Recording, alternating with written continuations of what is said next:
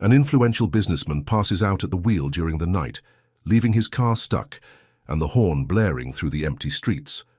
A 7-year-old girl, alone and scared, approaches and finds the unconscious man in the driver's seat. Driven by pure instinct, she takes the wheel, and what she does will surprise you. If this story interested you, don't forget to subscribe to our channel and tell us what city you're watching us from. We'll keep going.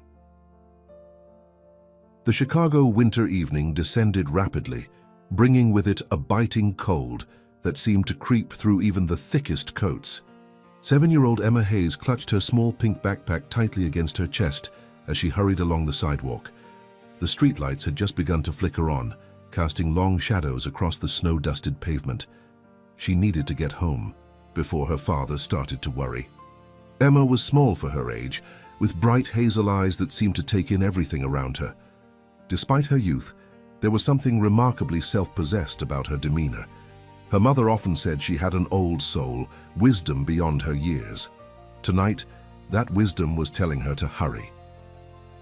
3 blocks away, in a sleek midnight blue Bentley, Maxwell Sterling's vision began to blur. The 58-year-old tech magnate and CEO of Sterling Innovations had been fighting off dizziness all day, dismissing it as fatigue from his recent trip to Tokyo. The quarterly board meeting had run late, and he'd insisted on driving himself home, despite his assistant's concerns. "It's just stress," he had assured her. "Nothing a good night's sleep won't fix." But as he navigated through Chicago's Gold Coast neighborhood, the pounding in his chest intensified. His breath came in short gasps. The steering wheel felt slippery beneath his sweating palms. Street. Signs blurred into meaningless shapes. With the last bit of consciousness slipping away, Maxwell managed to pull the car partly onto the curb before his head fell forward onto the steering wheel, triggering the horn. The continuous blaring cut through the quiet evening air. Emma stopped in her tracks. The sound was coming from around the corner, persistent and unrelenting. Most adults would have hurried past, assuming someone was having car trouble or expressing road rage. But Emma felt something different, a tugging sensation, an instinct that someone needed help. She hesitated only briefly before changing direction, moving cautiously toward the sound. As she rounded the corner, she saw the luxury car awkwardly positioned half on the sidewalk, with its headlights still blazing and horn wailing into the night. Something was wrong. Very wrong. Emma approached cautiously, peering through the driver's side window. The glass was partially fogged from the heat inside, contrasting with the winter air, but she could make out a man in a light-colored suit slumped over the steering wheel. Her heart began to race. "Mister," she called, knocking on the window. "Are you okay, mister?" No response. Emma tried the door handle. To her surprise, it opened. The man, impeccably dressed in what she recognized as an expensive suit like the ones her father pointed out in magazines, didn't move. Up close, she could see he was breathing, but his face was ashen, and a sheen of sweat covered his forehead despite the cold. "Mister, wake up!" she shouted, shaking his shoulder. The man groaned but remained unconscious. Emma looked around frantically. The street was oddly deserted. No pedestrians, no passing cars. It was that strange hour when people were inside having dinner and the nightlife hadn't yet begun. Her father had taught her about calling 911, but she had left her little emergency phone in her other coat. A memory flashed in her mind, her father patiently explaining how cars worked during one of their daddy-daughter days when he'd let her sit on his lap and help steer in an empty parking lot. "Always remember, Emma Bear, this is a big responsibility," he had said. With determination that belied her age, Emma climbed into the car. She pushed with all her might, struggling, to move the man's substantial weight off the steering wheel and onto the passenger seat. It took every ounce of her strength, but somehow she managed it, clearing access to the controls. The man's labored breathing spurred her on. She'd seen movies where people died from heart attacks. What if this man was having one right now? She couldn't let that happen. Emma slid into the driver's seat, her feet dangling far above the pedals. She reached down and felt for them with the toes of her winter boots. The seat was leather and slippery, forcing her to scoot forward until she was perched on the very edge. The steering wheel seemed enormous in front of her. "Okay," she whispered, to herself. "Key first." The key was already in the ignition. She turned it, and the engine roared to life, startling her. The dashboard lit up like a Christmas tree, with gauges and symbols she didn't understand. But she recognized the gear shift from her father's car. P for park, R for reverse, D for drive. Emma remembered seeing a hospital sign a few blocks back when she'd passed by on the school bus earlier that day. Northwestern Memorial Hospital. She'd noticed it because her teacher had just taught them about directions, and she'd been proud to recognize the word Northwestern. With trembling hands, she shifted the gear into drive and gently pressed the gas pedal. The car lurched forward, and she quickly pressed the brake, causing both her and the unconscious man to jerk forward. She took a deep breath and tried again, more gently this time. The massive vehicle began to move. Emma could barely see over the dashboard, so she sat up as straight as possible, craning her neck to peer through the windshield.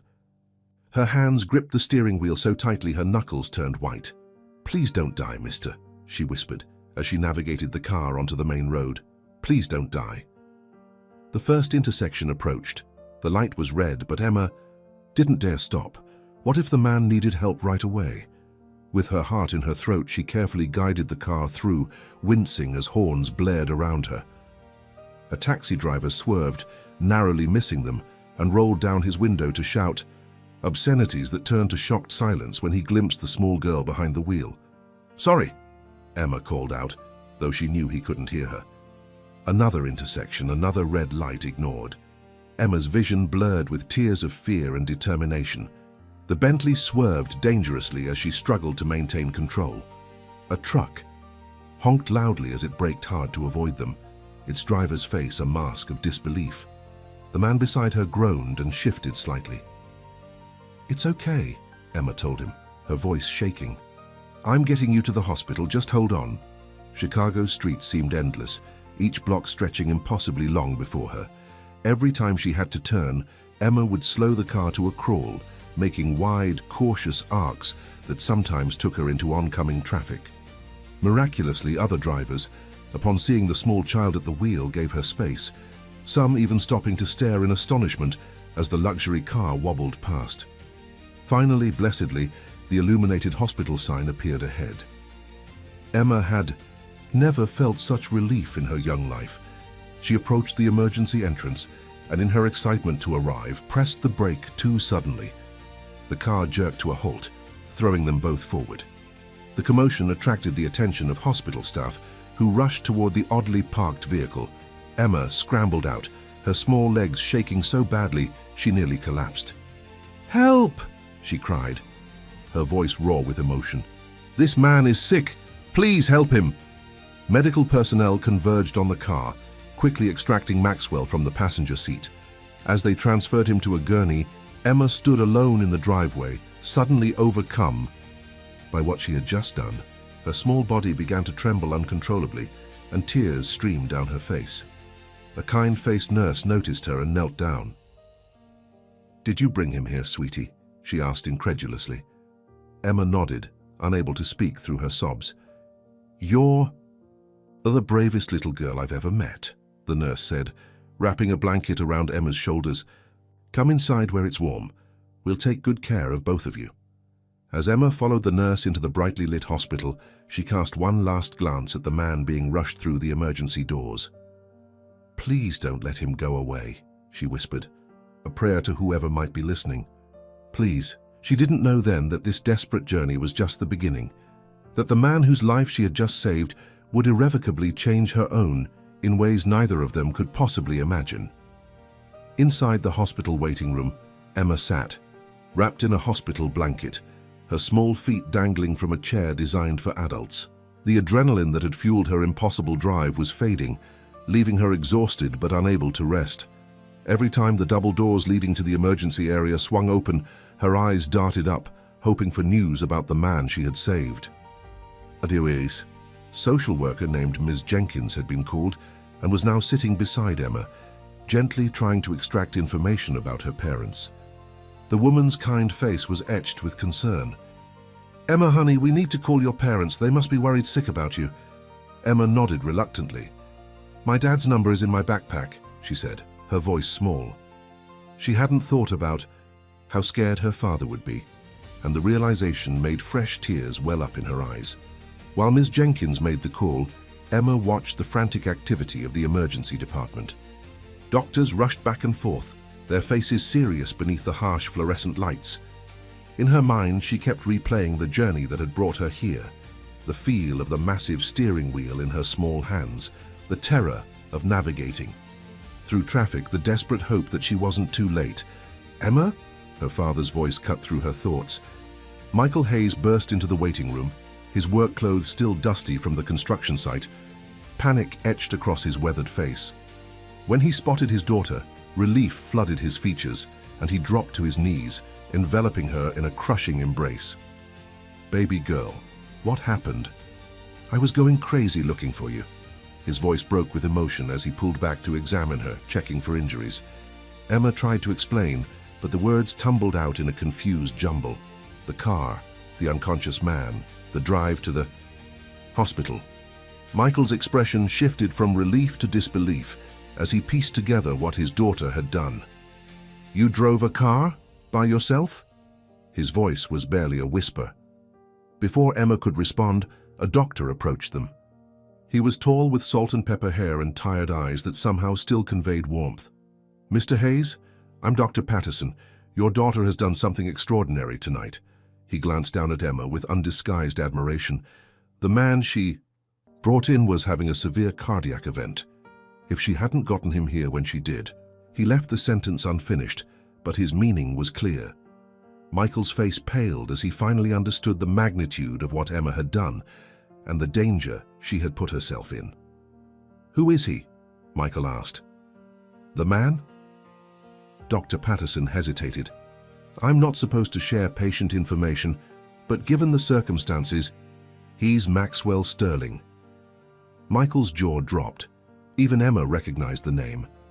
Sterling Innovations was one of the largest tech companies in the country. Their logo appeared on half the devices in their modest home. He's asking to see her, Dr. Patterson continued, if that's all right with you. Michael hesitated, his protective instincts battling with the knowledge that his daughter had saved this man's life. Finally, he nodded, keeping a firm grip on Emma's hand. They were led through the emergency department to a private room where Maxwell Sterling lay connected to various monitors. Despite his condition, he remained an imposing figure, tall and distinguished, with sharp features and piercing blue eyes that lit up when Emma entered the room. There she is, he said, his voice weak but warm. My guardian angel. Emma shrunk back against her father, suddenly shy in the presence of the man she had rescued. It's okay, Emma Bear, Michael encouraged softly. Say hello to Mr. Sterling. Hello, Emma managed, her voice barely audible. Maxwell smiled. Do.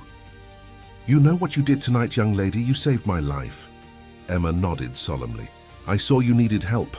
Dad says we should always help people when they need it.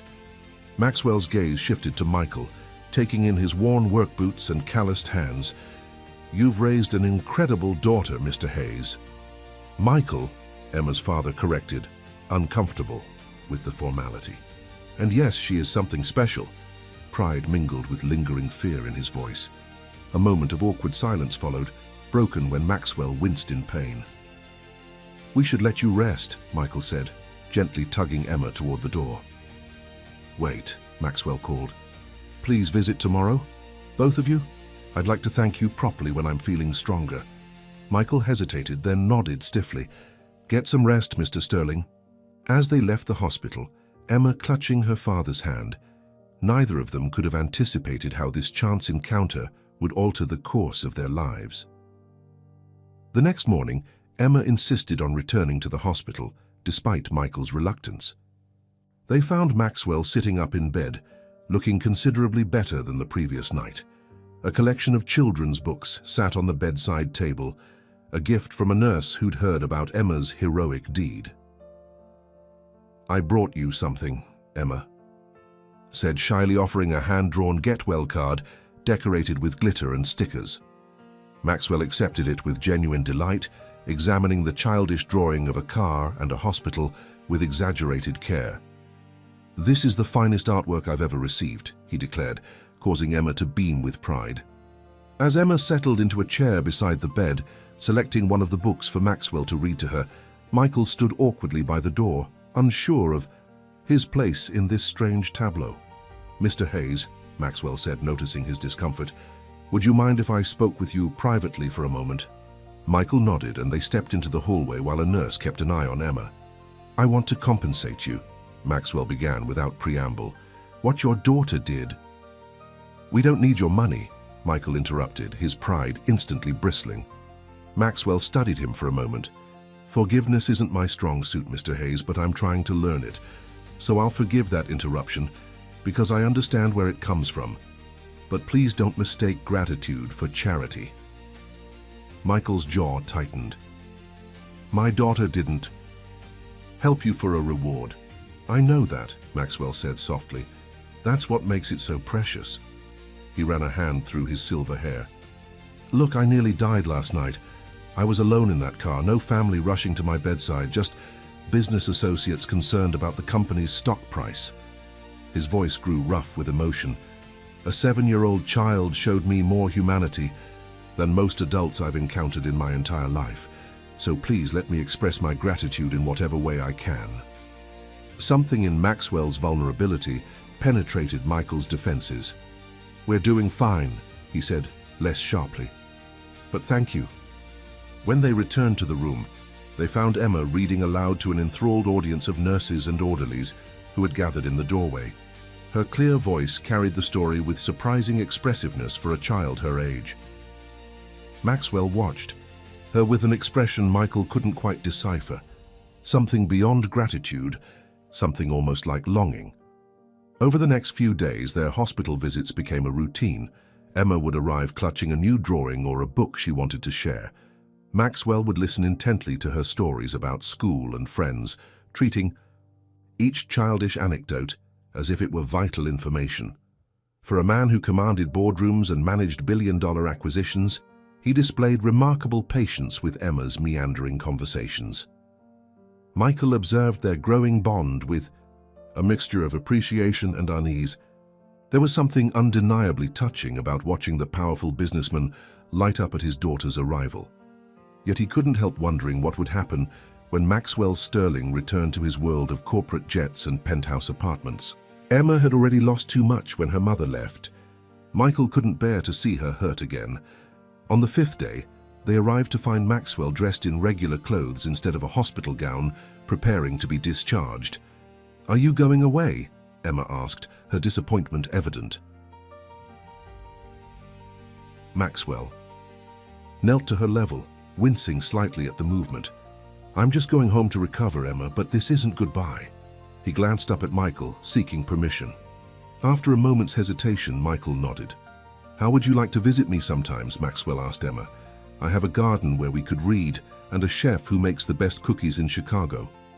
Emma's eyes widened. "Can Dad come too?" "Of course," Maxwell assured her, standing to face Michael. "Both of you are welcome anytime." As they watched Maxwell being escorted to a waiting limousine, Emma waved enthusiastically, while Michael stood back, his expression guarded. "He's nice, isn't he, Dad?" Emma said, taking her father's hand. "Yes, Emma Bear," Michael replied carefully. "He seems nice."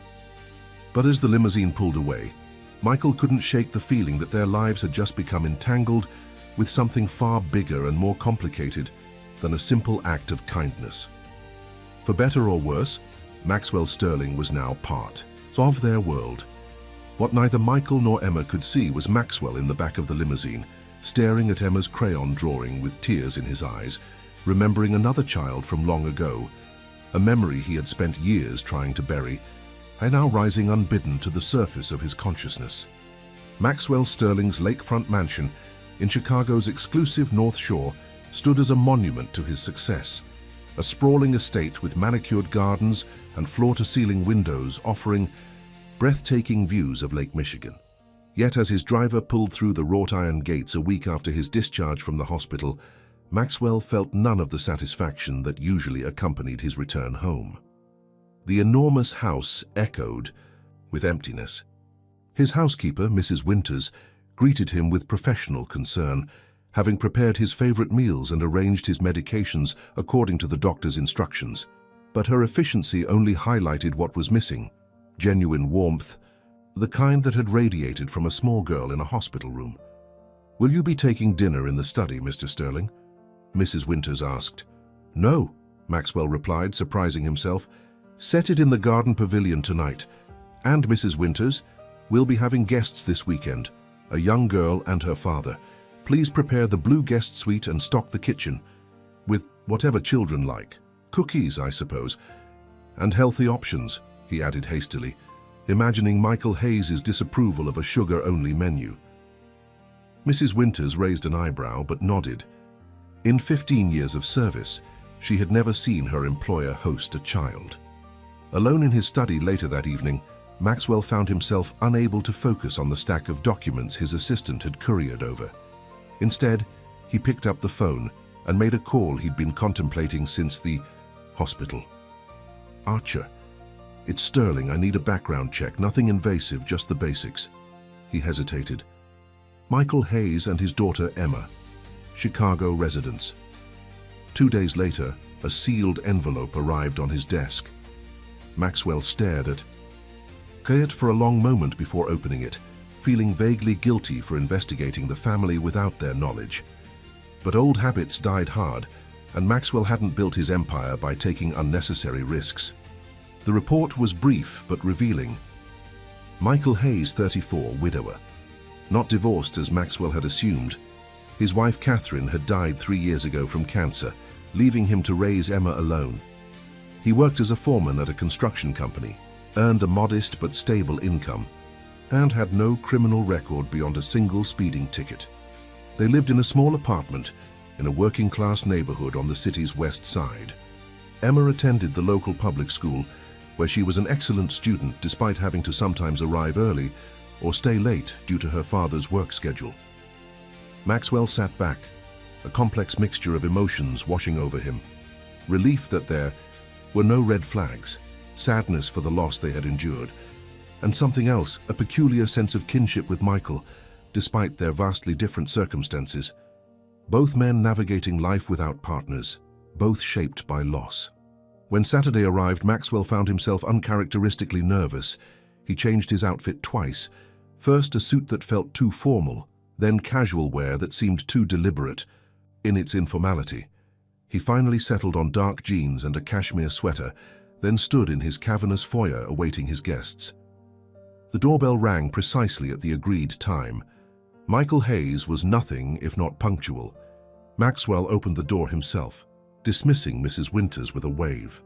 Emma bounced excitedly on her toes, wearing a blue dress that had clearly been saved for special occasions. "Mr. Sterling!" she exclaimed.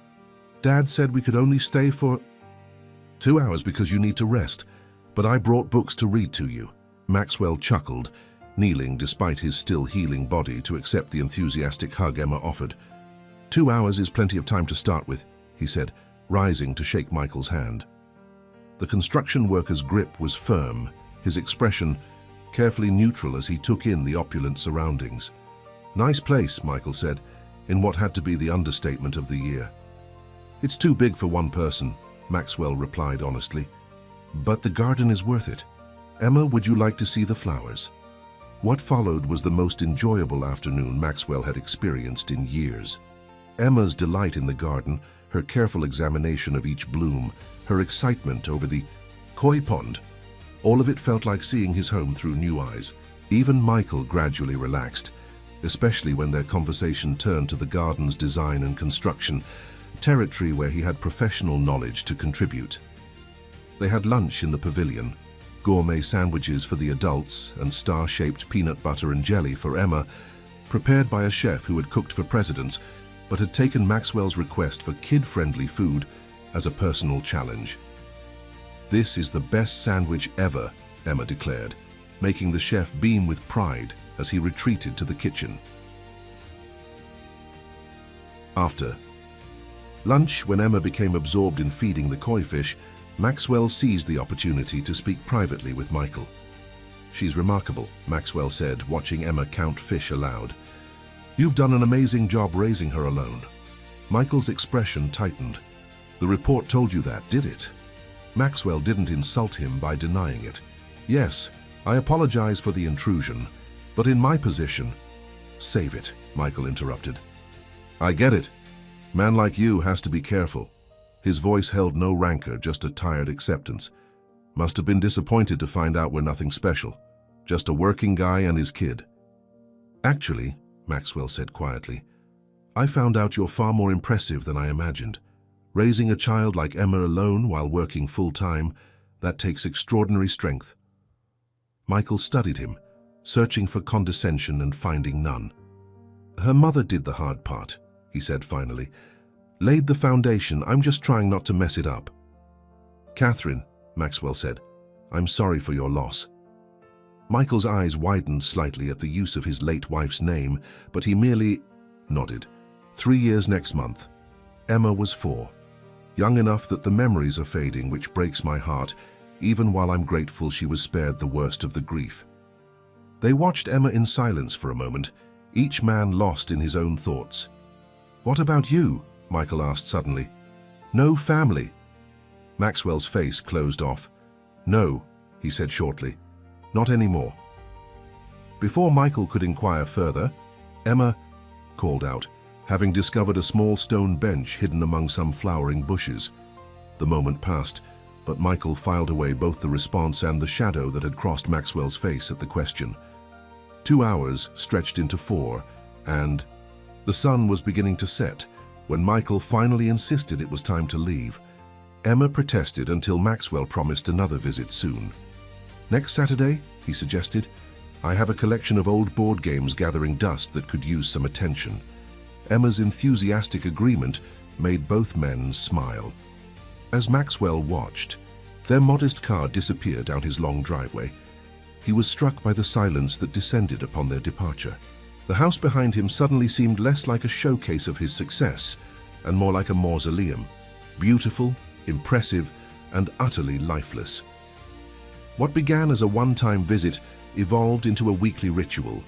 Each Saturday, Emma would arrive, bursting with stories from school, bringing drawings or small treasures to show Maxwell.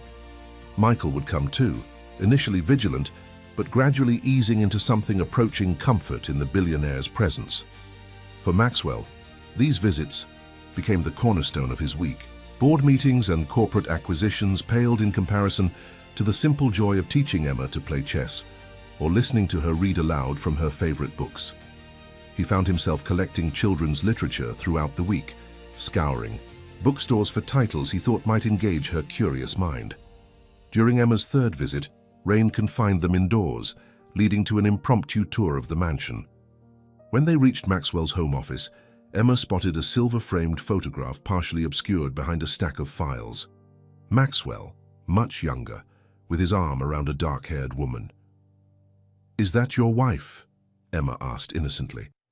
Maxwell froze. Michael, sensing the sudden tension, tried to redirect Emma's attention, but Maxwell raised a hand to stop him. "No," he said carefully. "That was someone very special to me a long time ago." Emma nodded with the easy acceptance of childhood and moved on to examine a crystal paperweight. But Michael had seen something in Maxwell's expression, a flash of such profound pain that it momentarily stripped away the billionaire's polished veneer. Later, after Emma had fallen asleep watching a movie in the media room, Michael found Maxwell on the terrace staring out at the rain-lashed lake. "You don't have to talk about it," Michael said, joining him at the railing, "but sometimes it helps." Maxwell remained silent for so long that Michael thought he wouldn't respond. When he finally spoke, his voice was low, nearly lost beneath the sound of raindrops. "I was married once. Briefly. It ended badly." "I'm sorry," Michael said simply. Maxwell nodded, offering nothing more, and Michael didn't press. They stood side by side, two men from different worlds, finding unexpected common ground in loss and fatherhood. As fall gave way to winter, their visits continued.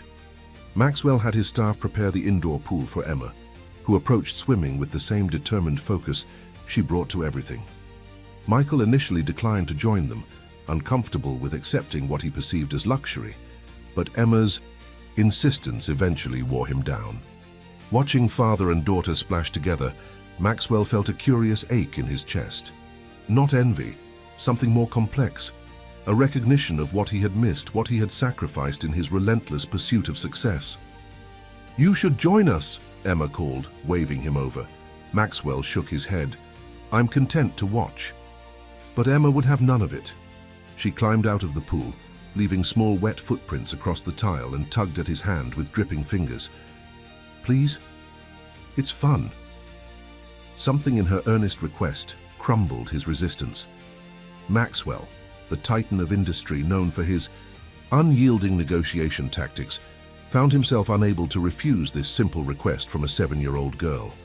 And so began a new phase in their evolving relationship, one where Maxwell Sterling, who hadn't played in decades, rediscovered the simple joy of being splashed by a giggling child, of abandoning dignity for genuine connection.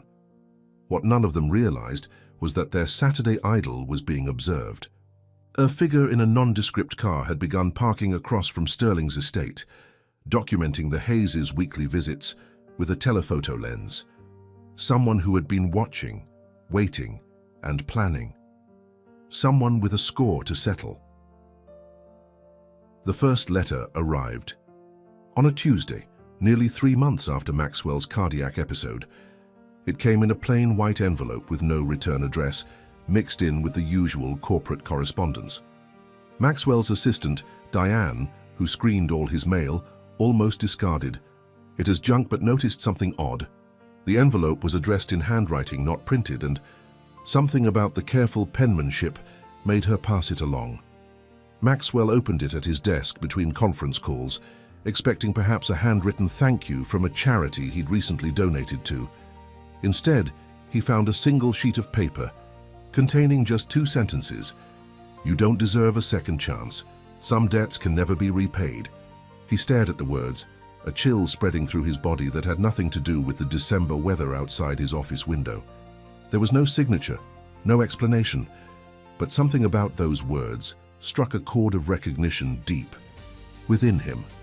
With hands that suddenly felt unsteady, he tucked the letter into his desk drawer and tried to focus on the quarterly projections waiting on his computer screen. But the words haunted him throughout the day, echoing in his mind during meetings, distracting him as he signed documents. By evening, he found himself pulling the letter out again, examining it under his desk lamp as if it might reveal some hidden message. His phone rang, startling him. It was Emma, calling from the special phone he'd given her for emergencies, which, in Emma's definition, included particularly exciting school achievements or interesting bugs she'd discovered. "Mr. Sterling," her voice chirped through the speaker, "I got the lead in the winter pageant. I'm going to be the North Star." The simple joy in her voice dispelled the dark cloud that had been hanging over him. "That's wonderful news, Emma. The brightest star for the brightest girl. Perfect casting." They chatted for a few minutes about her costume needs and rehearsal schedule, with Emma extracting a promise that he would attend the performance in 2 weeks' time. By the time they hung up, Maxwell had almost forgotten the unsettling letter. Almost. The second letter arrived exactly 1 week later. This time the message was longer, the tone more pointed. "She reminds you of him, doesn't she? The child you abandoned for Sterling Innovations. How convenient to find redemption with someone else's daughter, while your own blood suffered your absence." Maxwell's blood ran cold. This was no random threat or scam. This was someone who knew his past, the past he'd spent decades burying, the secret shame he carried beneath his public success. With trembling fingers, he reached for the bottom drawer of his desk, unlocking it with a key he kept on his person at all times. Inside was a small wooden box containing the few personal items he permitted himself to keep. He removed an aged photograph, a dark-haired woman holding a toddler with familiar blue eyes. The same photograph Emma had spotted in his office, though she'd only seen it partially obscured. Rebecca and Nathan, his ex-wife and son. The painful memories he'd suppressed for over 20 years came flooding back. His early marriage to his college sweetheart Rebecca, the birth of their son Nathan, the struggling years as Maxwell tried to build his company from nothing, the countless missed dinners, forgotten birthdays, and broken promises as Sterling Innovations began to take off. And finally, the ultimatum Rebecca had delivered: choose your family or your company. In what he now recognized as the greatest moral failure of his life, he had chosen wrong. Rebecca had taken Nathan, then just 5 years old, and disappeared from Chicago. Maxwell's pride had prevented him from searching for them until it was too late. By the time he'd realized his mistake, they had established a new life without. Him and Rebecca had made it clear that his presence would only disrupt the stability she'd created for their son. Maxwell had honored her wishes, telling himself it was for Nathan's best interest. He had arranged anonymous trust funds and educational accounts, channeling his guilt into financial provision while remaining absent in every way that truly mattered. Now, someone was forcing him to confront that abandoned responsibility. But who? Nathan would be 27 now. Could he have found his father? Or was it Rebecca, still bitter after all these years? The third letter arrived just 2 days later, slid under his office door sometime during the night. This one contained only a newspaper clipping, an article about Sterling Innovations' upcoming children's technology initiative, with a photo of Maxwell at a press conference. Across the image, written in the same careful handwriting, what would Emma think if she knew the truth? The threat was unmistakable. Whoever was sending these messages was not only aware of his past, but also of his relationship with Emma. The thought of Emma learning about his abandonment of Nathan, of seeing disappointment replace the admiration in her eyes, was unbearable. Maxwell increased security at both his home and office, instructing his team to be vigilant for any suspicious individuals. He considered canceling Saturday's visit with the Hayes family, but couldn't bring himself to disappoint Emma. When they arrived, Emma was bubbling with excitement about her upcoming performance, twirling in the foyer to demonstrate how she would shine as the North Star. Maxwell tried to match her enthusiasm, but Michael immediately sensed something was wrong. "You look like hell," Michael observed bluntly when Emma had gone to the kitchen to help Mrs. Winters with the hot chocolate. "Everything okay?" Maxwell hesitated. He and Michael had developed an unexpected rapport over the past months, but they weren't exactly friends.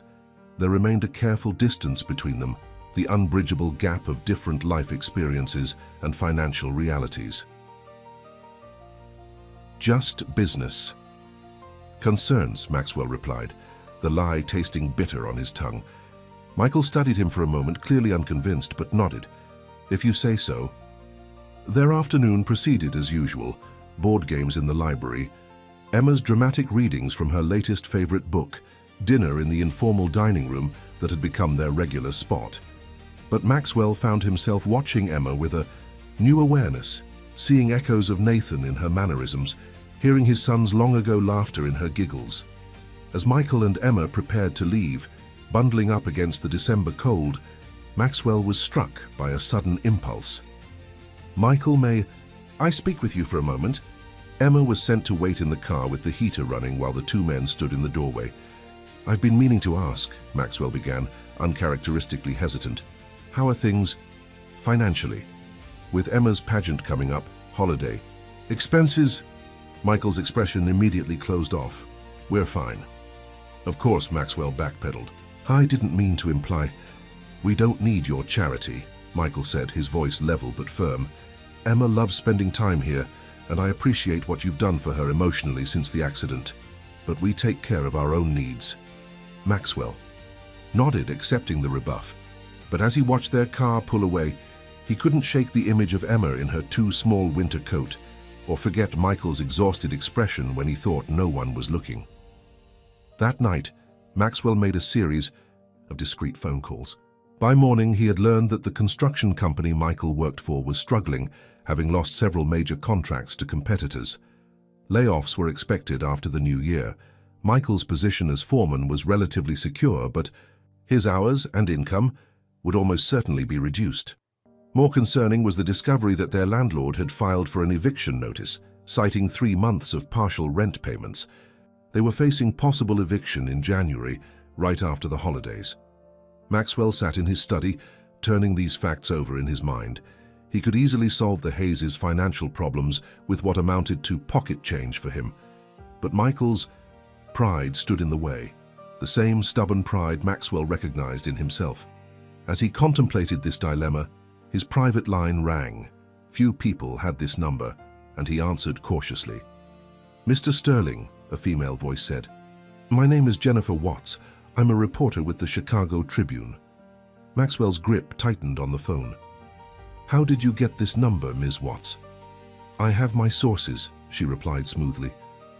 "I'm working on a feature about Chicago's business, the elite and their personal interests. Your sudden involvement with the Hayes family has caught my attention. Care to comment on why a childless billionaire is spending so much time with a 7-year-old girl?" The insinuation in her tone made Maxwell's blood boil.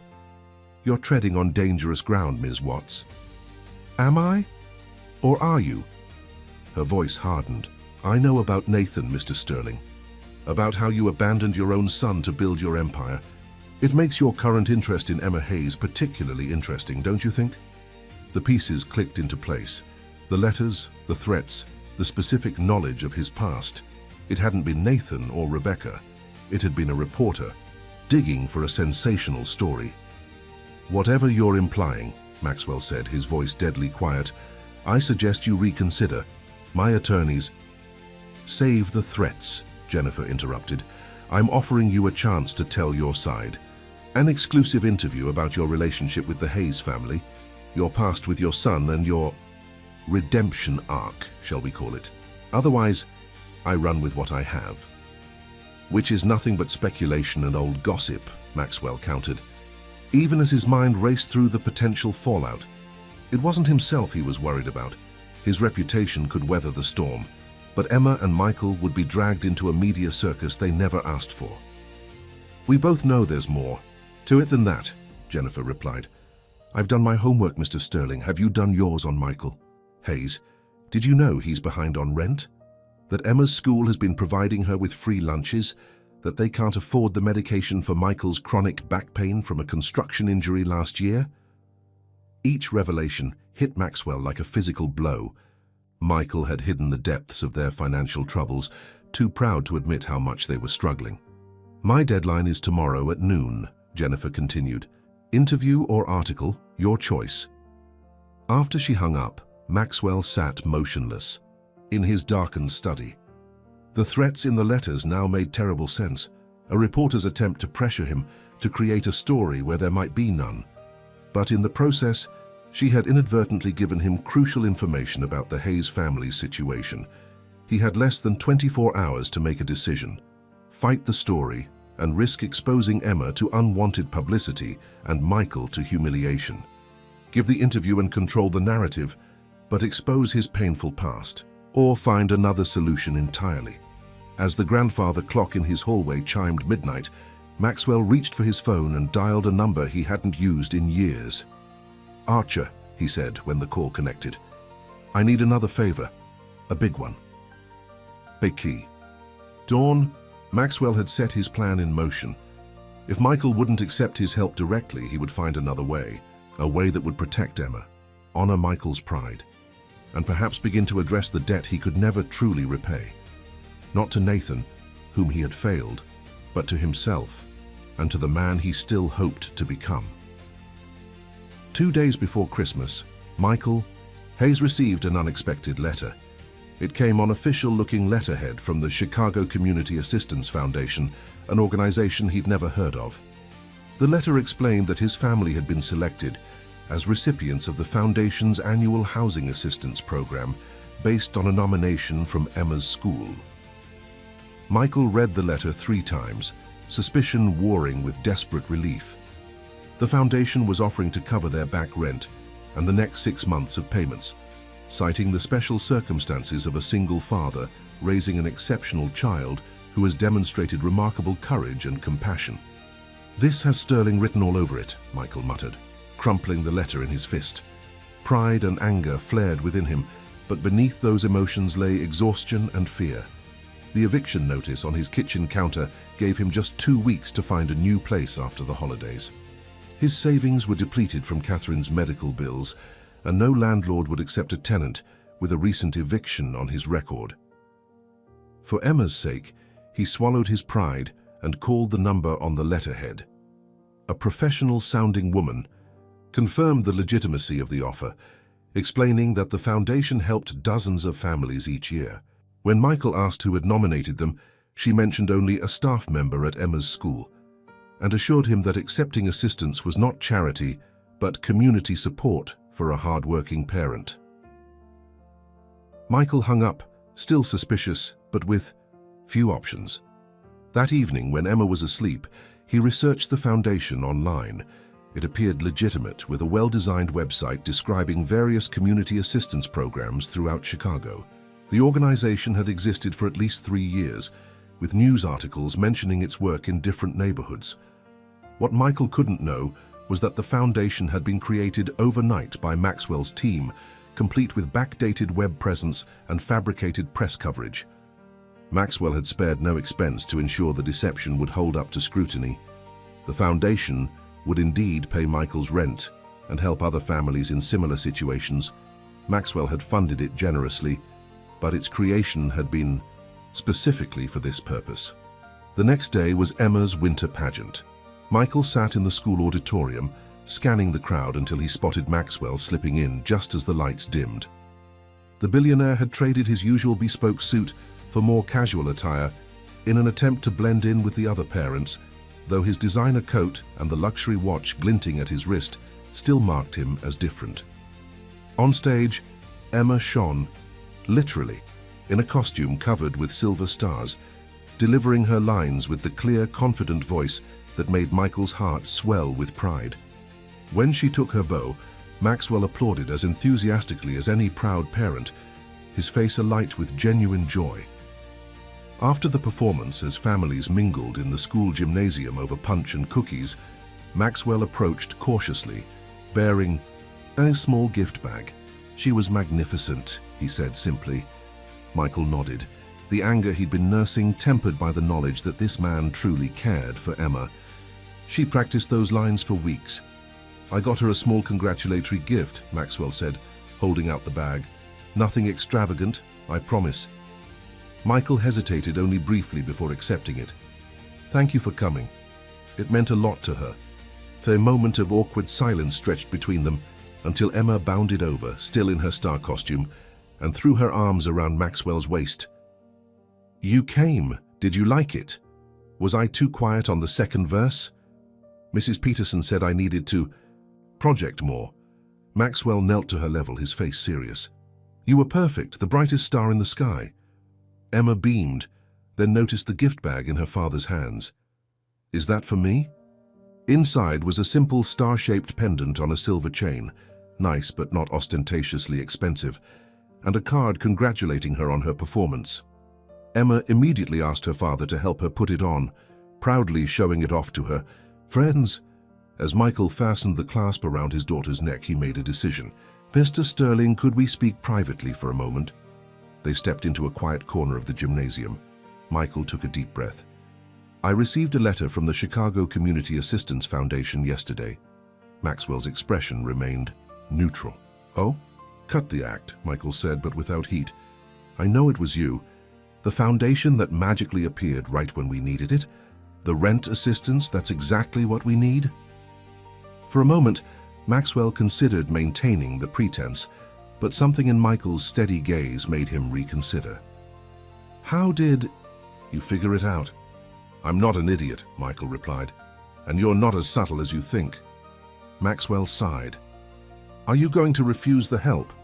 Michael looked across the room at Emma, happily showing her new necklace to her teacher. "No," he said finally, "I can't, not with her future at stake."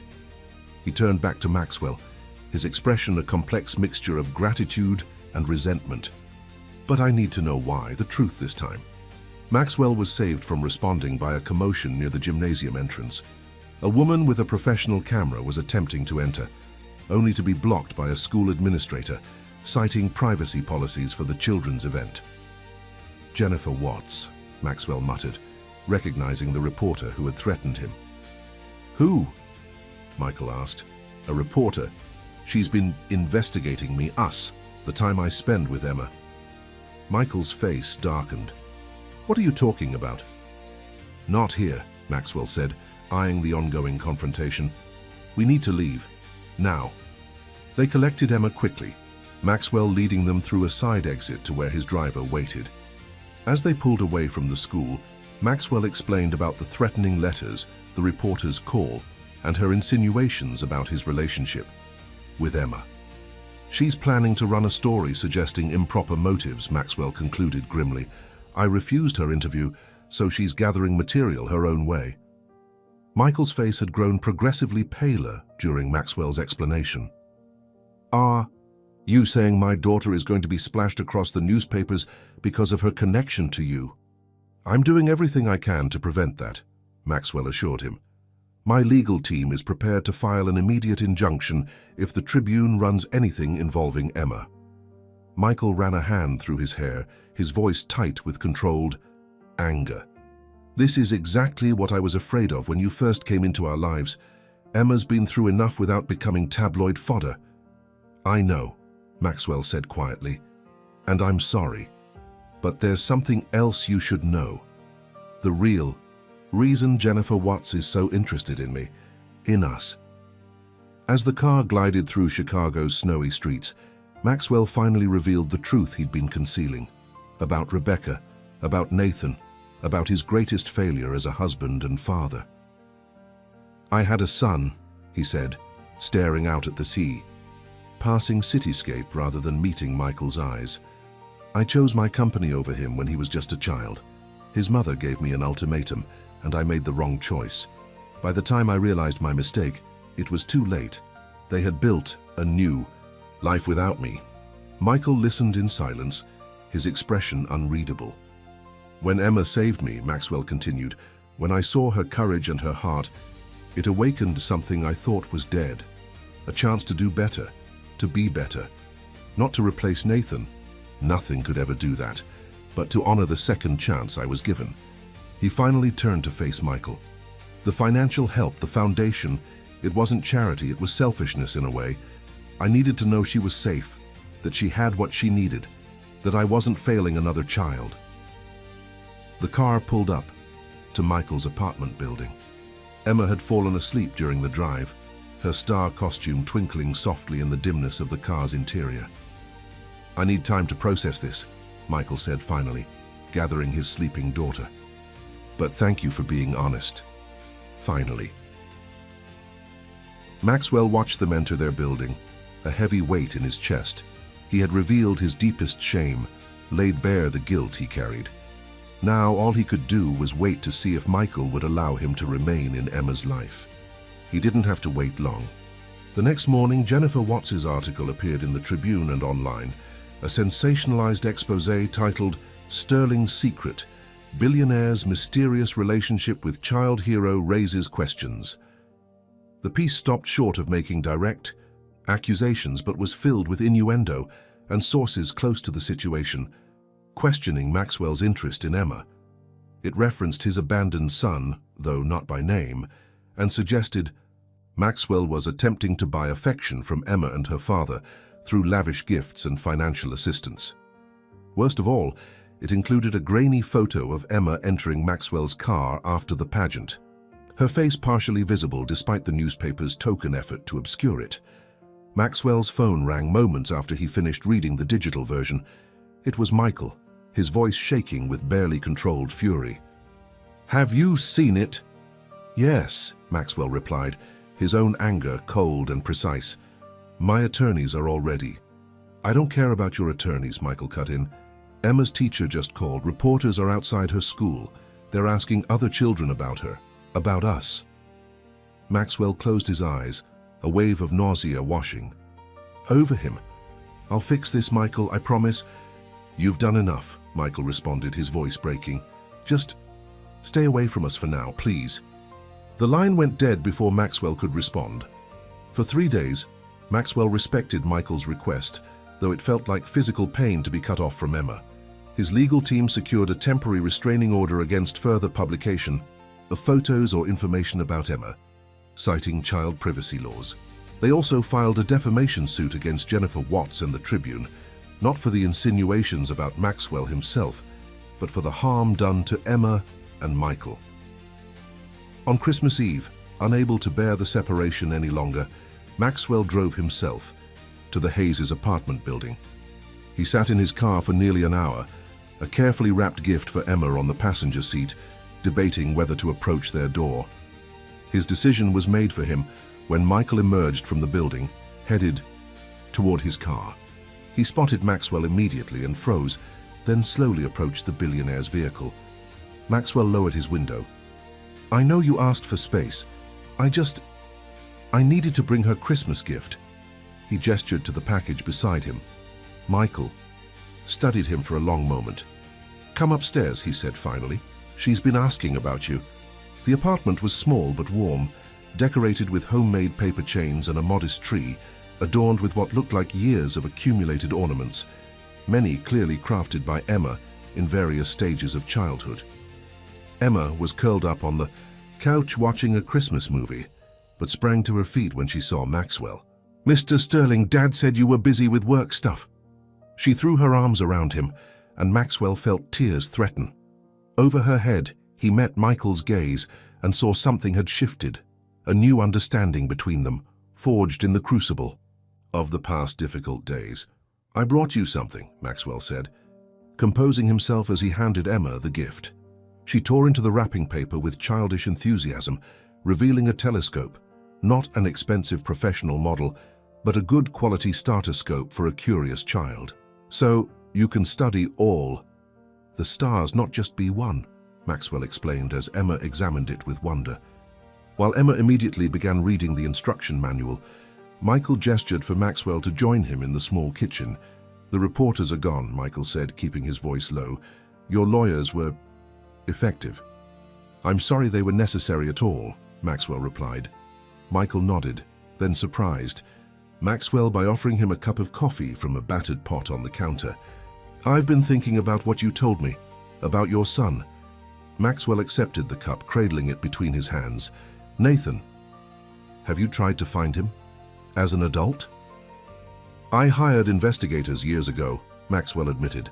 "They located him in Seattle. He's a teacher now, married with a child of his own. A grandchild he had never met, another painful reality he had learned to live with. I reached out once, through an intermediary. He wasn't interested in reconnecting." Michael considered this. "And you respected that?" "It was the least I could do after everything." They stood in silence, the apartment filled with the sounds of Emma's excited commentary about constellations she wanted to observe. "The foundation," Michael said finally. "Is it real? I mean, beyond us?" "It is now," Maxwell assured him. "Fully.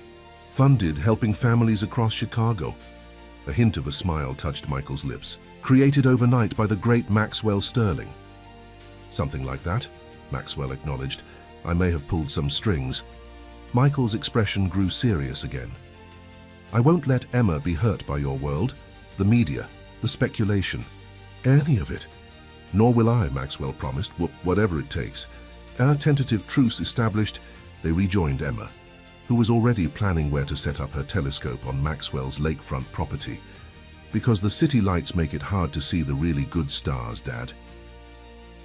As the evening progressed, something subtle but significant shifted in their dynamic. They were no longer just a billionaire and the family of the child who saved him. They were three people connected by circumstance, but choosing to remain connected by something deeper, something that resembled family in all the ways that mattered.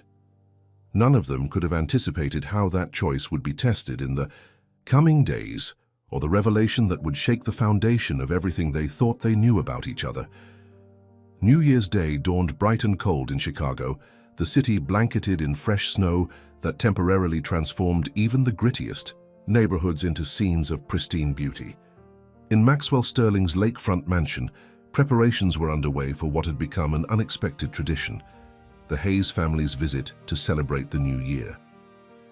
Mrs. Winters moved efficiently through the house, overseeing last-minute details, while trying to conceal her surprise at the transformation her employer had undergone in recent months.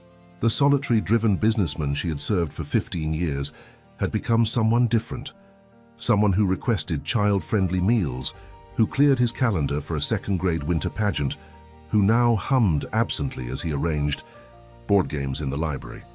Maxwell checked his watch for the third time in 10 minutes.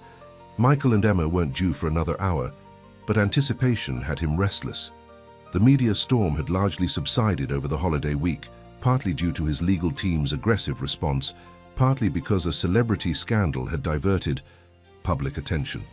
He had used the reprieve to develop a more permanent solution. His phone rang. Archer, his most trusted security consultant. "It's all set," Archer reported without preamble. "The application was processed as requested. All records are secure." "And the other matter?" Maxwell asked. "Confirmed.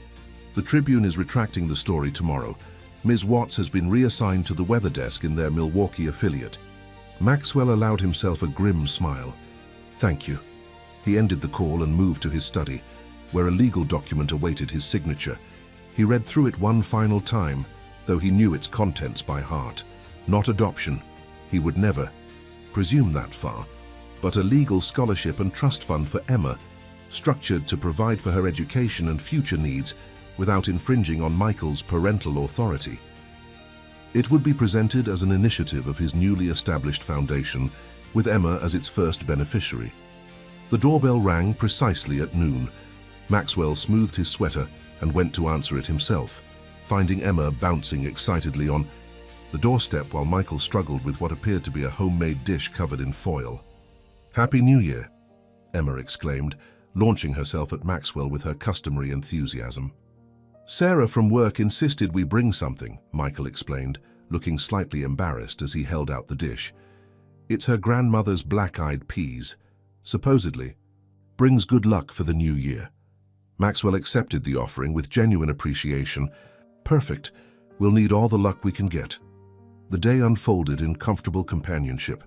They played board games in the library, with Emma demonstrating a surprising strategic mind at chess that delighted Maxwell. They ventured into the snow-covered gardens, where an impromptu snowball fight left all three of them breathless with laughter and exertion. They shared a meal that combined Mrs. Winter's gourmet offerings with Sarah's humble but delicious black-eyed peas. As afternoon faded toward evening, Maxwell suggested showing Emma how to use her new telescope, taking advantage of the clear winter sky. While she eagerly set up the instrument on the terrace, Maxwell took the opportunity to speak privately with Michael. "I have something I'd like to discuss with you," he began, leading Michael to his study. "A proposal regarding Emma's future." Michael's expression immediately grew guarded. "What kind of proposal?" Maxwell handed him the document. "A trust fund for her education and future needs, completely in your control as trustee until she turns 18. Michael scanned the paperwork, his brow furrowing deeper with each page. "This is a lot of money, Maxwell." "It's structured through the foundation," Maxwell explained. "She'd be the inaugural recipient of what will become an annual scholarship program for deserving children. There would be no direct connection to me personally, no media attention." Michael set the document down. "Why are you doing this?" "You know why," Maxwell replied quietly. Michael studied him for a long moment. "Because of Nathan. Because you're trying to make amends." "Partly," Maxwell acknowledged, "but also because she deserves every opportunity, because she saved my life, because—" He hesitated, then finished simply, "because she matters to me." Before Michael could respond, a commotion from the foyer interrupted them. Raised voices, including Mrs. Winter's normally composed tones, sounding distinctly alarmed. They hurried from the study to find a tall, dark-haired man in his late 20s standing in the entrance hall. He wore a rumpled coat dusted with snow, and his face, handsome, with piercing blue eyes that matched Maxwell's own, was flushed with emotion. Maxwell froze, his breath catching in his throat. "Nathan?" The young man's gaze locked onto Maxwell, years of pain and anger evident in the tightness of his jaw. "Hello, Father." The word held no warmth, only bitter acknowledgement. "How?" Maxwell began, then stopped, unable to formulate a coherent question through his shock. "How did I find you?"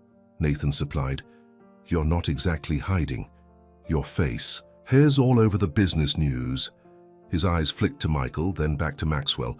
"Though I admit the recent coverage was unexpected. That's what finally brought me here." Michael glanced between them, recognition dawning. "I'll check on Emma," he said tactfully, retreating to the terrace where she remained absorbed with her telescope. Left alone with his son, Maxwell struggled to find words.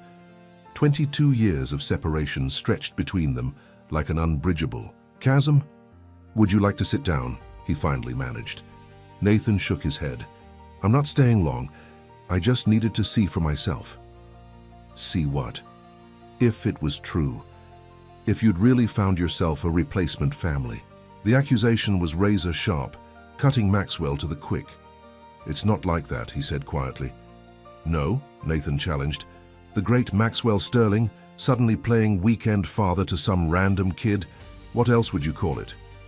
"Redemption," Maxwell answered honestly. "A second chance I don't deserve." Something in his tone gave Nathan pause. For the first time, he really looked at his father, not the media image or the corporate titan, but the man standing before him, vulnerability evident in his stance. "I read about what happened," Nathan said, his voice marginally less hostile. "How she drove you to the hospital." Maxwell nodded. "She saved my life." "That's quite a debt. One I can never repay. But it's not about debt, not anymore." Maxwell hesitated, then asked the question that had haunted him for years. "Why are you here, Nathan? After all this time?" Nathan's expression flickered with uncertainty. "I don't know. When I saw those articles, something just snapped. I kept thinking about how you were never there for my school events, my birthdays, how you missed everything that mattered. And now suddenly, you're playing doting grandfather to some stranger's kid?" "Not grandfather," Maxwell corrected gently. "Just friend." Nathan gave a disbelieving laugh. "Since when does Maxwell Sterling have friends?" The question hit with surprising force because it contained a fundamental truth. Before Emma and Michael, Maxwell's life had been devoid of genuine connections, filled with business associates, employees, and acquaintances, but no one who truly knew him. "Things change," Maxwell said simply. "People change, at least they can try to." A tense silence stretched between them until Nathan broke it with an unexpected question. "How's Mom?" Maxwell blinked in confusion. "I wouldn't know. We haven't spoken in over 20 years. Now it was Nathan's turn to look confused. "But the support payments, they've been coming from you all this time." "I set up a trust," Maxwell explained. "It's administered independently. I receive no information about you or your mother. That was part of our agreement." Nathan's brow furrowed. "She always said you were watching from afar, that you had people reporting back to you about me." "No," Maxwell said firmly. "Never. I respected her wishes completely. The only thing I knew about you until today was what my investigator told me 5 years ago, that you had become a teacher and started a family of your own." He paused, then added softly, "I have a grandchild I've never met." Nathan's certainty seemed to waver. "She said you didn't want us, that we were holding you back." "She wasn't entirely wrong," Maxwell admitted painfully. "I made choices, terrible, unforgivable choices. I put Sterling Innovations above everything, including my family. By the time I realized what I'd lost, Rebecca had made it clear that coming back into your life would only disrupt the stability she'd created for you." He met Nathan's gaze directly. "I told myself I was respecting her wishes by staying away, that it was best for you. But the truth is I was a coward. I was afraid to face what I'd done, afraid you would reject me. So I threw myself into building the company, told myself that financial support was enough." His voice roughened with emotion. "It wasn't, it never could be. And I've lived with that knowledge every day since." Before Nathan could respond, the terrace door opened and Emma bounded in, cheeks flushed with cold and excitement. Mr. Sterling, I can see Jupiter and 3 of its moons. She skidded to a stop when she noticed Nathan suddenly shy in the presence of a stranger. Michael followed close behind, his expression apologetic. Sorry, she couldn't wait to tell you. Maxwell managed to smile despite the emotional turmoil roiling within him. Emma, this is Nathan, an old friend. Emma studied the newcomer with frank curiosity. You have the same eyes as Mr. Sterling, she observed. Nathan blinked, clearly taken aback by the child's perceptiveness. Yes, I suppose I do. Are you staying for dinner? Emma asked. Mrs. Winters made chocolate mousse for dessert. It's really good. The simple, innocent question hung in the air, laden with implications far beyond Emma's understanding. Nathan looked at Maxwell, conflict evident in his expression. I should go, he said finally. Please, Maxwell said, the word emerging more as plea than invitation. Stay, just for dinner. Nathan hesitated, then nodded stiffly. Fine, just dinner. What followed was perhaps the most surreal meal of Maxwell's life. Emma, oblivious to the undercurrents of tension, chattered happily about her telescope, her school, and her plans to learn piano in the coming year. Michael maintained a calm, steady presence, occasionally steering the conversation when it faltered. Nathan said little but watched the interactions with growing puzzlement, as if trying to reconcile the warm, attentive man at the table with the absent father of his memories. As Mrs. Winters served the promised chocolate mousse, Emma turned to Nathan with the directness only children can manage. Why haven't I met you before, if you're Mr. Sterling's friend? Nathan hesitated, looking to Maxwell for guidance. Nathan and I lost touch for many years, Maxwell explained carefully. Sometimes that happens between people, even when they care about each other. Emma considered this. Like when my friend Zoe moved to Florida. We write letters sometimes, but it's not the same. Something like that, Maxwell agreed, his throat tight with emotion. Well, I'm glad you found each other again, Emma declared with 7-year-old certainty. Everyone needs friends. After dinner, while Emma and Michael explored the music room, Emma eager to show Michael the piano she hoped to learn, Nathan and Maxwell found themselves alone again in the study. She's quite something, Nathan observed, breaking the uncomfortable silence. Yes, Maxwell agreed. Remarkable. And her father? A good man, proud, hard-working. He lost his wife to cancer a few years ago. Nathan nodded, absorbing this. So the articles got it wrong. You're not trying to, buy yourself a replacement family. Maxwell winced at the bluntness but answered honestly. No, I'm trying to help them because I can, and because they've helped me in ways they don't even realize. By reminding you of what you missed with me, Nathan concluded, a hint of the earlier bitterness returning. By reminding me of what matters, Maxwell corrected. Family, connection, the things I sacrificed for success, only to discover success is meaningless without them. Nathan studied him for a long moment. I used to hate you, he said finally. Mom never said anything explicitly negative, but there was always this narrative that you'd chosen your company over us, that we weren't important enough. I failed you both terribly, Maxwell acknowledged, and I can never undo that. No, Nathan agreed, you can't. He paused, then added more quietly, but maybe we could try to move forward. Somehow. The tentative offer hung between them. Not forgiveness, not yet, but a willingness to consider the possibility of reconnection. For Maxwell, it was more than he had dared to hope for. I'd like that, he said simply, very much. From the music room came the sound of Emma picking out a simple melody on the piano, punctuated by her delighted laughter when she got it right. The sound seemed to underscore the moment, a new beginning, fragile but real. As they rejoined the others, Maxwell felt something shift within him, as if pieces of his fractured life were, slowly, tentatively beginning to align in a new configuration. One that might, with time and care, become whole. What none of them realized was that the night's revelations were not yet complete.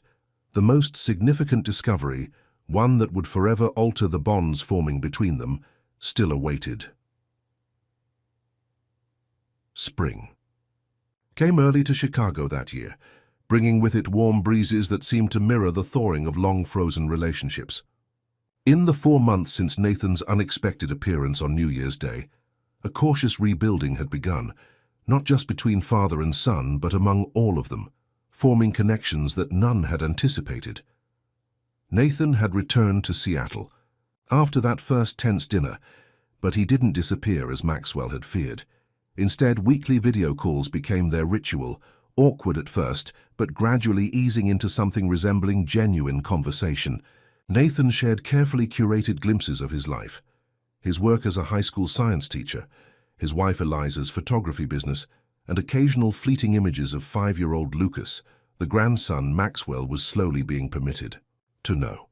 For Emma, the expansion of their unconventional family circle was accepted with the easy adaptability of childhood. She had simply incorporated Nathan into her understanding of Mr. Sterling's world, delighted to discover he shared her interest in astronomy and could explain the constellations even better than her books did. Michael observed these developments with cautious optimism. The trust fund paperwork remained unsigned in his desk drawer, not rejected but not yet accepted either. Something held him back, some instinct that told him to wait, that all the pieces weren't yet in place. On a mild Saturday in April, they gathered at Maxwell's estate for what had become their tradition, though this time with a notable addition. Nathan had flown in from Seattle, his first visit since January, bringing Eliza and Lucas to meet the extended circle that had formed around his estranged father. The elegant garden, now blooming with spring flowers, echoed with the sound of children's laughter as Emma appointed herself tour guide and protector to the younger Lucas, solemnly showing him the koi pond and the best climbing trees. They seemed to be getting along well, Eliza observed, watching the children from the terrace. Petite and artistic, with warm brown eyes and an innate gentleness, she had approached the situation with remarkable openness, free from the history that complicated things for the others.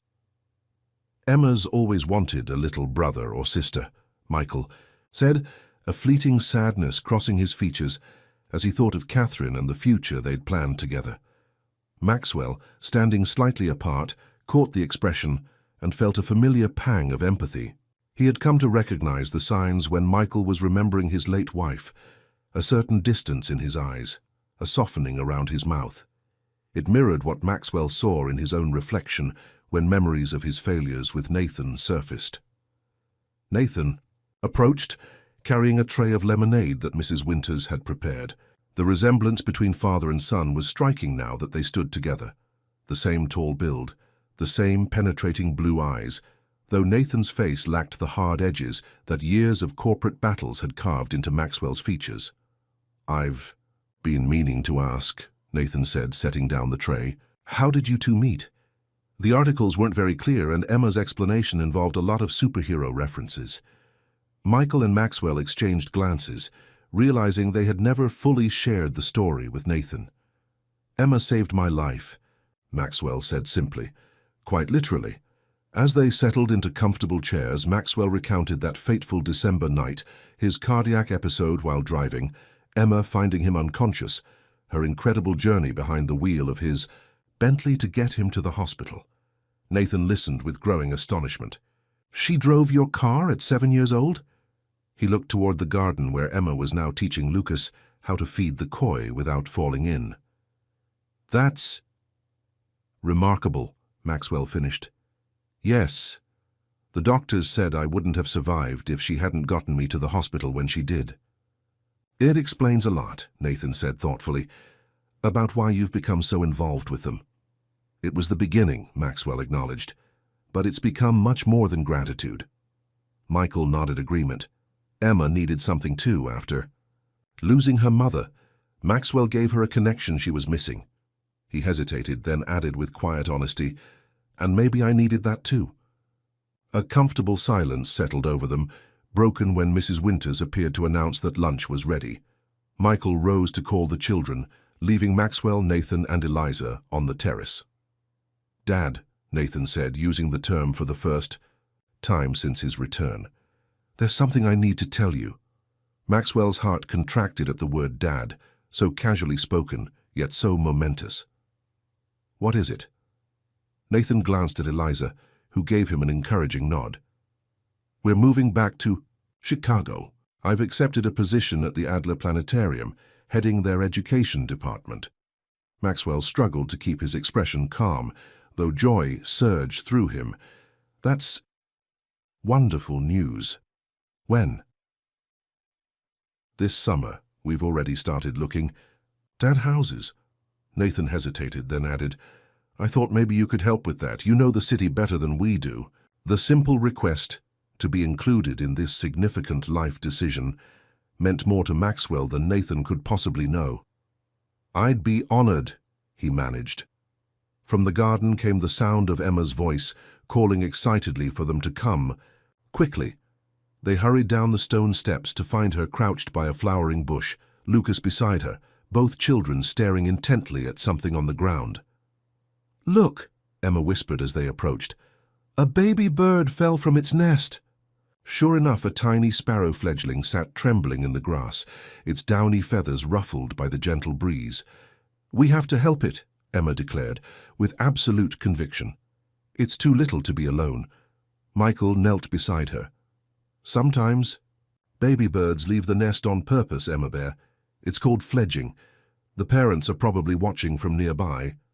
Emma looked skeptical, but it's scared, and it might get eaten by a cat. Before Michael could respond, Nathan joined them, carefully examining the bird without touching it. Your dad's right, Emma. See its feathers? It's old enough to be out of the nest, but it's still learning to fly. The best thing we can do is give it space and let its parents continue to care for it. Emma considered this expert assessment. But what if the parents don't come back? They will, Nathan assured her. That's what parents do. His eyes flickered briefly to Maxwell, a world of meaning in the glance. As if to confirm his words, an adult sparrow landed on a nearby branch, a small insect in its beak watching them warily. See? Nathan pointed. That's probably its mother or father, waiting for us to move away so it can feed the baby. Emma's face lit up. So it's not alone after all. No, Maxwell said softly, watching the parent bird's protective vigilance. Not alone. At all. They retreated to the terrace to give the birds space, but Emma insisted on setting up a viewing station with her binoculars to monitor the fledgling's progress. Lucas joined her, equally fascinated by the small drama unfolding in the garden. As the adults settled around the lunch table, the conversation flowed with an ease that would have seemed impossible months earlier. Nathan shared details about his new position, while Eliza described the photography studio she hoped to establish in Chicago. Michael talked about a promotion at the construction company, made possible partly by additional training he'd been able to pursue with the flexible schedule the trust fund had provided for Emma's care. Maxwell mostly listened, savoring the simple joy of having his family, both old and new, gathered around him. The legal adoption of Emma that Jennifer Watts had maliciously insinuated had never been his intention. Instead, something more organic and perhaps more meaningful had developed, a blended family circle formed not by documents but by choice and growing affection. After lunch, as Eliza helped Mrs. Winters clear the table and the children returned to their birdwatching, Maxwell found himself alone with Michael and Nathan. There was a moment of contemplative silence before Nathan spoke. I've been wondering something, he said, looking between Maxwell and Michael. Have either of you ever looked into Emma's maternal family history? Michael shook his head. Catherine was raised in the foster system. She never knew her biological parents. What about DNA testing? Nathan pressed. Those ancestry services are quite detailed now. Michael's brow furrowed. No, we never did that. Why? Nathan hesitated, glancing at Maxwell. It's probably nothing, just there's something familiar about Emma. I noticed it the first time we met, but I couldn't place it. Maxwell studied his son. What are you suggesting, Nathan? I'm not. Sure, Nathan admitted. But looking at her with Lucas today, I was struck by certain similarities, the way she tilts her head when she's thinking hard, the shape of her eyes. Michael stared at him, then at Maxwell, dawning comprehension in his expression. You think it's probably just my imagination. Nathan backpedaled, seeming to regret bringing it up. Forget I mentioned it. But the possibility, once raised, could not be dismissed so easily. Maxwell found himself studying Emma with new eyes as she demonstrated to Lucas how to use the binoculars, noting features he had previously attributed to coincidence. The determined set of her jaw so like Nathan's, the intuitive problem-solving ability that mirrored his own. Later that evening, after Nathan's family had returned to their hotel and Emma had fallen asleep on the sofa watching a movie, Maxwell and Michael sat in the study, the unspoken question hanging between them. "Is it possible?" Michael finally asked. "Could Emma somehow be related to your family?" Maxwell turned his crystal tumbler in his hands, watching the amber liquid catch the light. "Rebecca left Chicago when Nathan was 5. I lost track of them for years. She could have had another child, given it up for adoption. Catherine was adopted from the foster system here in Chicago," Michael said slowly. "The timing would be right. She would have been born around the time Rebecca left with Nathan." Maxwell met his gaze. "We shouldn't speculate without facts. It would be unfair to Emma, to all of us." Michael nodded agreement. "A DNA test would settle it. But I'm not sure if we should pursue this. What would it mean for Emma if it turned out to be true?" "That depends," Maxwell said carefully, "on how we handle it, on the story we choose to tell." The question remained unresolved as April turned to May, though it hovered at the edges of their awareness during each visit, each shared meal. Nathan and his family returned to Seattle to prepare for their summer move, but the seed of possibility he had planted continued to grow. It was Emma herself who ultimately forced the issue. During one of their regular Saturday visits, she found an old photograph album in Maxwell's library and began paging through it, fascinated by glimpses of a younger Maxwell in various global locations. "Who's this?" she asked suddenly, pointing to a faded photograph of Rebecca holding infant Nathan. Maxwell froze, then carefully sat beside her on the sofa. "That's Nathan when he was a baby, and his mother, Rebecca." Emma studied the image intently. "She looks like the lady in my mom's special box." Michael, who had been reading nearby, looked up sharply. "What special box, Emma Bear?" "The one in your closet, with Mum's important papers. There's a picture of a lady who looks like her." Emma pointed at Rebecca's image. "Mum said it was her birth mother, but she didn't know her name." The adults exchanged stunned glances. Later that evening, after Emma was asleep, Michael retrieved a small wooden box from his apartment, Catherine's special box that he had preserved for Emma but never fully examined himself. Inside, among birth certificates and adoption papers, they found a faded photograph of a younger Rebecca, unmistakable despite the years. A DNA test confirmed what they had begun to suspect. Catherine Hayes, Emma's mother, had been Rebecca Sterling's biological daughter, given up for adoption shortly after Rebecca left Chicago with Nathan. Emma was Maxwell's granddaughter by blood, as well as by the bonds they had formed. The revelation could have fractured their carefully constructed family circle. Instead, it somehow completed it, explaining the connection they had all felt from the beginning, a connection that transcended the circumstances of their meeting. On a warm evening in June, they gathered on Maxwell's terrace overlooking Lake Michigan, Michael and Emma, Nathan, Eliza and Lucas, and Maxwell himself. The sunset painted the sky in brilliant oranges and pinks, reflecting off the water in a dazzling display. Emma, now fully aware of the family connections that linked them all, had accepted the revelation with the resilience of childhood, simply adding it to her understanding of her expanding world. "So you're really my grandfather," she had said to Maxwell when they explained it to her, "and Nathan is my uncle and Lucas is my cousin." "Yes," Maxwell had answered, carefully watching for signs of distress. "Is that okay with you?" Emma had considered this seriously, then nodded. "It means we're a real family now." A real family. The words had brought unexpected tears to Maxwell's eyes. Now, as they sat together watching the sunset, Emma perched on the terrace wall between her father and grandfather, Maxwell felt a sense of completion he had never thought possible. The broken pieces of his life, His estrangement from Nathan, the daughter he had never known, the grandchild who had saved him in more ways than one, had somehow realigned into something whole and precious. "I've been thinking," Michael said, breaking the companionable silence, "about that trust fund paperwork." Maxwell nodded, careful to keep his expression neutral. "And? I think it's time I signed it." Michael glanced at Emma, who was pointing out different cloud formations to Lucas. "Not because we need it, but because it's part of her legacy, from both sides of her family." The simple acceptance meant more than Michael could possibly know, an acknowledgement of their shared responsibility for Emma's future, a final integration of their once separate worlds. Later, as the children played a board game inside and the adults remained on the terrace enjoying the evening air, Nathan approached his father. "You know," he said quietly, "for years I believed you chose your company over family. That success was all that mattered to you." Maxwell didn't deny it. That was true for a long time. "But seeing you with Emma, with all of us," Nathan gestured to their gathered family, "I think maybe you just needed the right reason to choose differently." Maxwell considered this. "Perhaps. Or perhaps I needed to lose everything that mattered before I could understand its value."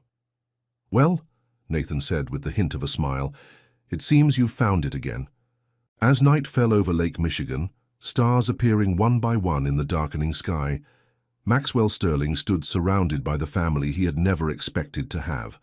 A son rebuilding a relationship once thought irreparably broken.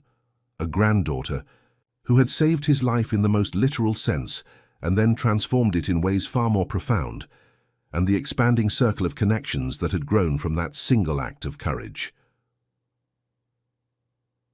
The journey had begun with a child's decision to help, a stranger in need. It had led them all through pain and revelation to this moment of wholeness. Not perfect, there would always be scars from the past, always new challenges to face, but whole nonetheless. Emma joined him at the railing, her small hand slipping naturally into his. "Grandpa," she said, testing the still new title, "can we use the telescope tonight? The stars are really bright." "Of course," Maxwell replied, his heart full. "We have all the time in the world." Together they turned their gaze